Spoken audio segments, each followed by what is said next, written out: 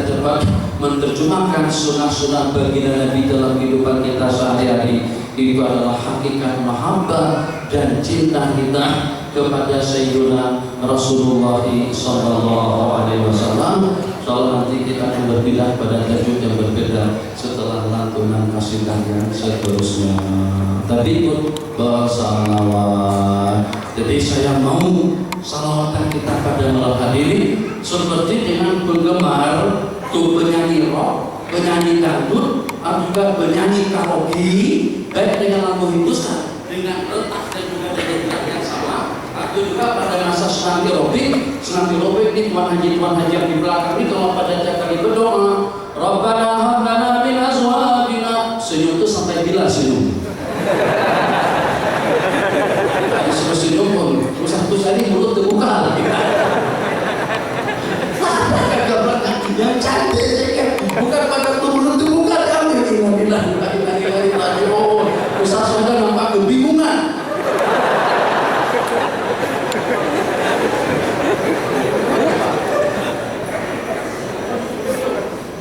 Kalau saya senyum terus antara tempat doa, senyum itu adalah ibadah. Nah, saya yang menang.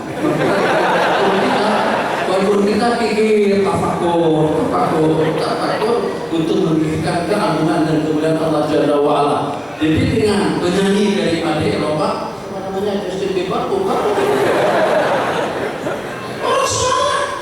Doa-doa daripada kita ini bukan terakhir untuk yang kali ini. Coba kita berdoa macam mana nanti? Kita berdoa, Rabbana hab lana min azwajina wa dzurriyyatina qurrata a'yun.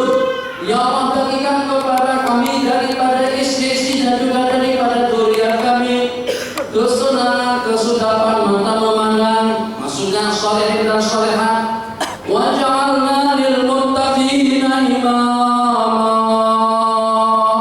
Jadikanlah kami menjadi imam kepada orang-orang yang bertakwa. Hati-hati, ini doa satu waktu nih. Tiap subuh, maghrib, isya, zuhur, sepanjang waktu kita berdoa macam tu. Masya Allah, tabarakallah, kita berharap agar kita menjadi imam kepada orang-orang yang bertakwa. Ahli takwa ada di belakang kita, ahli ibadah ada di belakang kita, ahli kebaikan ada di belakang kita, imam kepada mereka semuanya. Tapi realitinya tidak semacam itu. Ternyata dengan yang berdoa macam tu kadang-kadang justru menjadi makmum kepada orang-orang yang fasik, yang tidak menutup aurat, yang tidak berpakaian rapi dan sopan. Bila senam aerobik. Ayo guru atau orang tua di belakang tadi kita berdoa, kita menjadi imam kepada ahli takwa. Justru kita sekarang menjadi makmum kepada perempuan yang tidak menutup aurat. Itu fakta nyata mendustakan pengakuan kita di hadapan Allah Jalla wa ala. Hada wa billahi taufiq. Allahumma salli wa sallim wa barik alaihi wa ala alihi.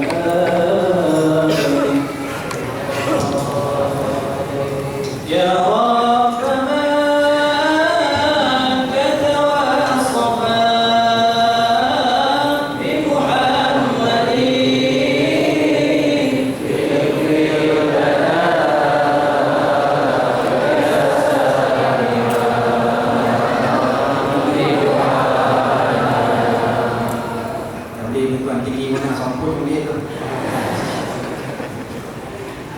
Ya Rabbana katawa as-safa bi Muhammadin ighfir lana ya sami'a li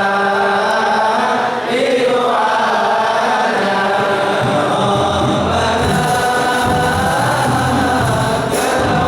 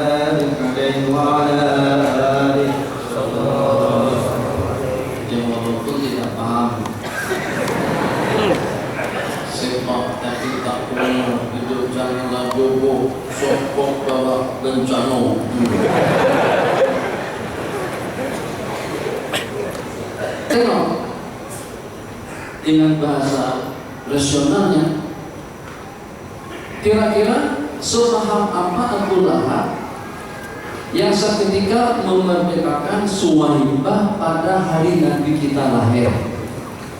Ini siapa nih? Kira-kira budak yang baru saja dilahirkan oleh Sayyidatuna Aminah. Memang sebelumnya insan yang tidak ada tandingannya. Dari sudut masa mengandungnya tak terasa letih, tak terasa lenuh, tak terasa capek kalau dengan dasar di sana. Bahkan lantunan daripada Sayyidatuna Aminah menceritakan seakan-akan seperti dengan nur dan cahaya yang keluar daripada beliau yang menerangi usul Syam, istana-istana Syam. Setelah ini kan Abu Lahab memerdekakan Suwaibah setelah mendapatkan busra, mendapatkan berita gembira daripada Suwaibah, yang dengan Suwaibah dimerdekakan seketika itu juga. Ini mahabbah, penghormatan, takdim daripada manusia kafir yang telah dilaknat oleh Allah Jalla wa'ala. Ternyata mahabbah dari itu memberikan kesan positif, memberikan imbasan yang baik, memberikan faedah yang mulia, di mana sebagaimana diriwayatkan di dalam kitab Sahih Bukhari yang pada tiap hari Senin Abu Lahab mendapatkan keringanan daripada azab dan juga daripada siksaan Allah Subhanahu wa taala.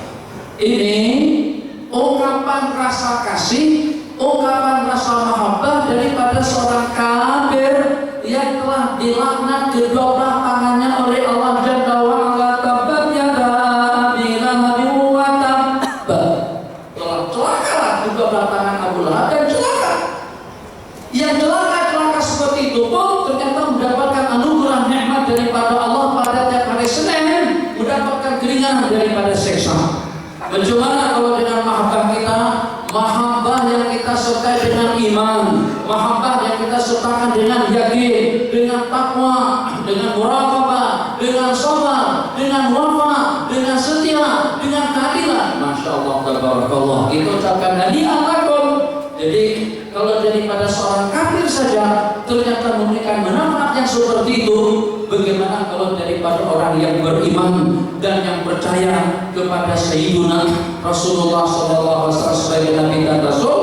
Tapi sebagaimana yang saya katakan tadi, daripada malam hari ini, cobalah dengan kita masing-masing berupaya dan berusaha untuk kita menerjemahkan mahabbah kita kepada baginda Nabi, tidak lagi dengan lantunan, tidak lagi dengan qasidah, tidak lagi dengan ucapan, dengan adab duduknya, dengan sopan santunnya, dengan hormat dan takdirnya di rumah Allah. Bagaimana sepatutnya kita duduk? Kalau seandainya kita tidak boleh duduk ikhtiar sekalipun, secara hormat sebagai tanda ikram hormat kita kepada rumah Allah yang pertama, sebagai tanda hormat kita kepada kemuliaan para malaikat-malaikat yang berkerumun bersama kita, dan juga kalau seandainya dengan kita mengetahui dengan curah rahmat yang berlimpah kepada kita ketika kita sedang berada di dalam masjid, insya Allah dengan pasti dan yakin duduk kita akan senantiasa berlutut di hadapan Allah, mungkin dengan duduk iftirash atau duduk dengan tawarruk. Kalau pada saat kita duduk bersila sekalipun, duduklah sebagaimana duduknya orang yang dimonitor atau juga yang dikawal atau yang sedang berada di bawah kamera digital Allah Jalla wa'ala. Duduk, kalau boleh jangan sampai kelihatan kaki pada waktu kita duduk. Itu duduknya orang yang sopan, duduknya orang yang senantiasa dan selalu berada di bawah muraqabatillahi Jalla wa'ala. Depan orang tua janganlah kaki diangkat, depan orang ramai janganlah duduk semacam ini. Kenapa? Satu, kita bersama para malaikat. Yang kedua, kita bersama orang ramai. Yang ketiga, kita dengan tutup guru kita. Jadi sebagai tanda hormat dan takdir, malaikat Jibril datang. Fa'asnada rukbatayhi ila rukbatayhi. Maka dengan malaikat Jibril itu menyentuhkan atau mendekatkan lutut kepada kedua lutut Nabi. Jadi kalau asnada menyentuhkan, kalau sama-sama bersila, lutut tidak akan tersentuh. Susah, sebab satu ke sana ada kanan, satu ke kiri. Bahkan mereka Jibril duduk saling. Bagaimana mereka Jibril duduk? Pada saat mulai melututkan kedua lutut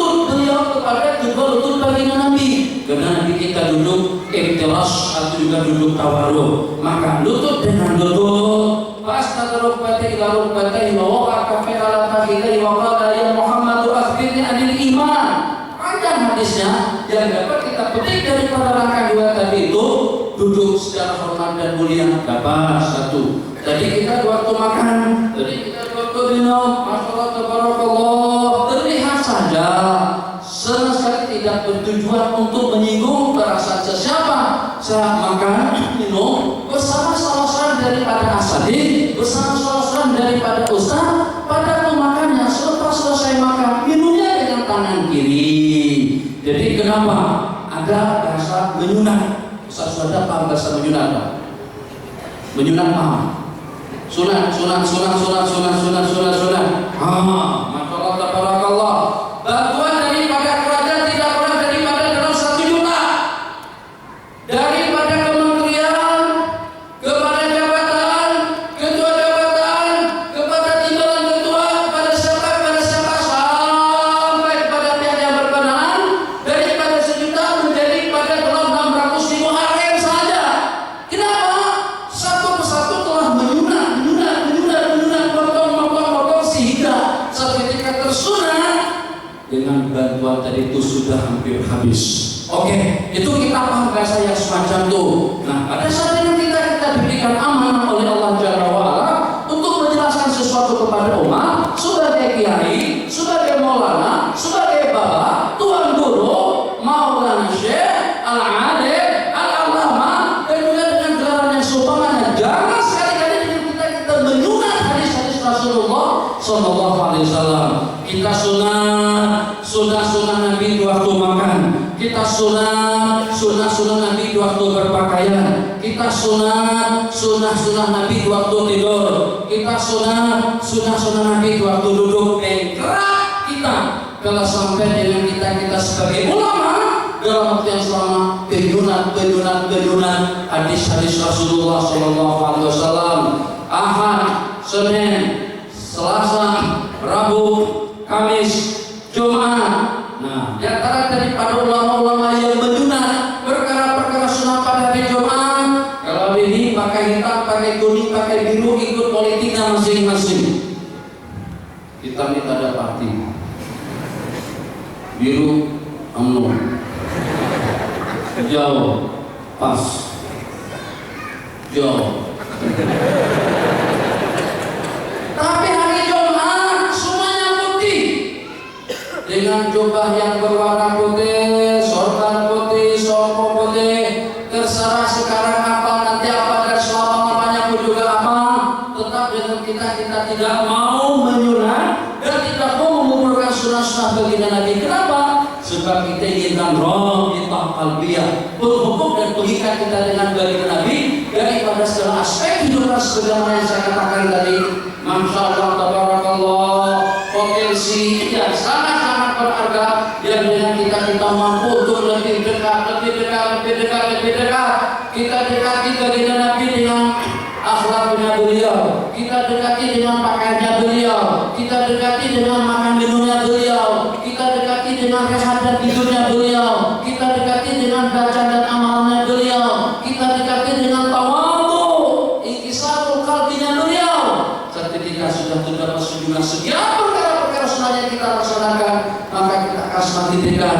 Kalau pada saat kita masuk bukan ada bilik atau itu masuk VIP di mana saya tak pasti di sini, itu kalau kita masuk ke rombongan yang menurut kita bukan menteri, yang menurut kita bukan pegawai kerajaan, tapi pada saat kita masuk bersama rombongan, insya Allah kita juga akan ikut sekali masuk ke sana. Tuh saya tengok tadi masa putar di sini ada ruang makanan. Kata mana ruang makan kalau ada ruang masuk itu.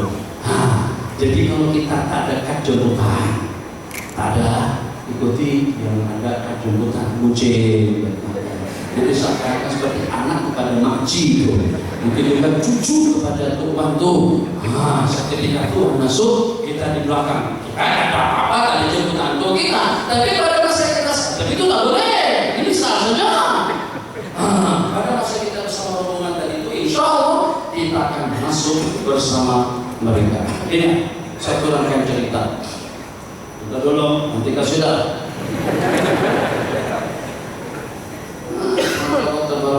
Adi bin Hatim. Mungkin sudah pernah dengar cerita itu tanpa untuk semuanya. Saya tergugah dengan cerita Adi bin Hatim. Adi bin Hatim adalah salah seorang daripada musyrik yang mengusik baginda Nabi selama tidak kurang daripada dalam 20 tahun. Tak pernah berjumpa, tak pernah ketemu, tidak kenal dengan baginda, tapi bencinya dengan baginda Nabi tidak ada tandingannya. Benci sungguh. Tapi dari hari ke hari ternyata pasukan Islam sudah tersebar luas. Delegasi demi delegasi, pasukan demi pasukan, peperangan demi peperangan, di mana dengan Islam dan dakwah sudah menjelajah seluruh dunia pada saat itu, maka Adi menjadi risau dan takut kalau nanti dengan pasukan daripada baginda Nabi akan menyerbu dan juga menyerang kampung beliau. Jadi kata Adi, kesini kepada pemandu, tolong carikan onta atau kuda yang paling lincah, yang paling maju, yang paling cepat, yang paling cerdas, sehingga kalau pada saat ini dengan informasinya bahwa dengan pasukan mana sampai ke negara kita atau sampai ke kampung kita, aku akan melarikan diri secepatnya. Tolong motor yang 250 kecil, yang paling besar berapa? 1000. Nah, tolong motor yang 1000 cc, sehingga kalau ada serangan di luar daripada dugaan dengan motor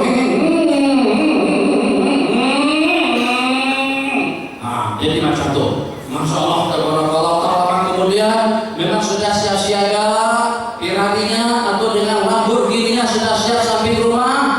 Maka pada suatu ketika bodyguard daripada Adi bin Hatim itu memberitahukan, Tuan Bu, itu yang kita khawatirkan, kita risaukan ternyata sudah berlaku. Maka dengan Adi bin Hatim kumpulkan sisi keluarga, anak, cucu, karib, kerabat semuanya diberangkatkan untuk pergi ke negeri Syam. Beliau adalah seorang Nasrani untuk menghidup bersama orang-orang Kristen di sana. Setelah sampai ke situ hitung-hitung, Manjang, Pak Su, Pak Tim, Pak Tam, Pak Jau, kemudian dengan Mati, kemudian dengan Manjang, kemudian dengan siapa, rupa-rupanya satu yang tak ada. Siapa? Adik kepada Adi bin Hatim sendiri yang ketinggalan. Ternyata berita masuk dalam Facebook, masuk dalam jaringan internet, dalam YouTube memberitahukan bahwasanya adik Adi bin Hatim itu telah ditawan oleh pasukan baginda Rasulullah SAW. Jadi coba tengok sikap daripada baginda Nabi. Ini yang perlu kita praktekkan dalam kehidupan kita. Maka barakallah, ini Ustaz duduk di sini, saya duduk dada. Tak ada satu siklus hati tidak terdidik. Kalau hati tak terdidik mana boleh di nanti tak kursi. Mana boleh kursi tak dua aja. Bagilah kursi 6. Tuh satu seni nasar suhada 2 saja. Hati sudah terdidik seperti itu.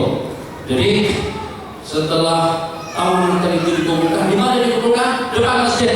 Nabi kita datang. Tapi kita pergi masjid jalan.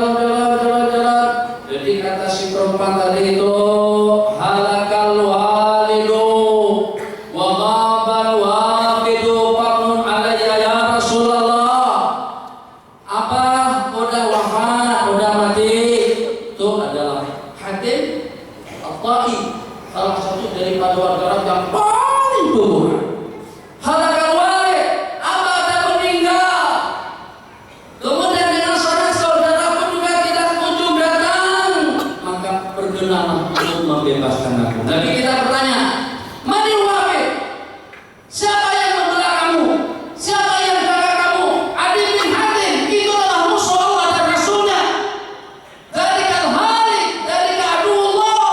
Jadi kita bercakap masalah itu. Kenapa? Sebab Adi keterlaluan memusuhi baginda Nabi selama tidak pernah daripada 20 tahun, tidak kenal baginda Nabi, tidak tahu macam mana beliau, akhlak beliau, perilaku beliau, tapi menjadi musuh yang paling sadis.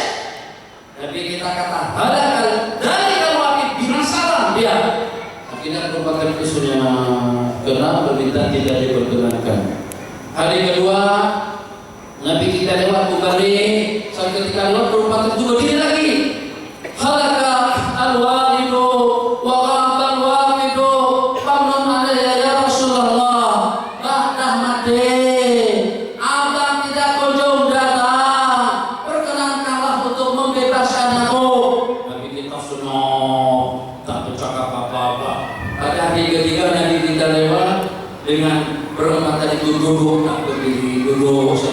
sebatas patah kata pun. Jadi datang begini pun haji jangan lagi ucapkan kata-kata yang kemarin. Jadi pada saat itu dan kata adik kepada Sayyidina Ali bin Hatim dengan ucapan sebagaimana ucapan pada 2 hari yang sebelumnya, ghabal walidu halakal walidu wa ghabal walidu pamun alayya ya Rasulullah. Nabi kita bersabda, aku bebaskan.